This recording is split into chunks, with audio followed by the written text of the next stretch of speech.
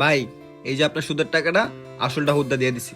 আমার তো যে টাকা নিলা বোনের বিয়ে কথা কয়া, বোনের বিয়ে ঠিক মতো হয়েছে তো? হ ভাই খুব সুন্দর মতো কমপ্লিট হয়েছে ভাই। আচ্ছা, তোমার পরিচিত যারা আছে সবাই বলে দিও আমি সুদের উপরে টাকা লাগাই, তাদের প্রয়োজনের জন্য আমার থেকে এসে টাকা নেয়। আচ্ছা ভাই সবাইরা বলে দেবনি। ভাই আপনার জন্য ছোট একটা গিফট নিয়ে আসছিলাম কি এইটা? কি নিয়ে আইছো আমার লিগা? বাসা থেকে। ভাই আপনার জন্য একটা মুরগি নিয়ে এসেছি ভাই। হঠাৎ কি মনে করে আমার লিগা মুরগি লয়ে আইলা? আরে ভাই মুরগিটা মরে গেছিল, তাই ভাবছি হালাই দেখি করুম। আপনি তো আবার মরা মুরগি খান, তাই আপনার জন্য নিয়ে এলাম।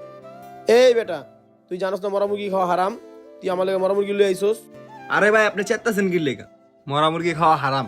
আপনি ওর কবে তা হারাম হালাল বাঁচতেছেন। যে ব্যক্তি সুদ খায় তার কাছে মরা মুরগি কি আর শুকরের গোস্তুই কি, তার কাছে সবকিছু জায়েজ। আচ্ছা ভাই আপনার টাকাগুলো রাখেন, আর বাসায় যায় সপরিবার মিলে মুরগি রান্না করে খায়েন। আচ্ছা ভাই থাকেন জায়গা।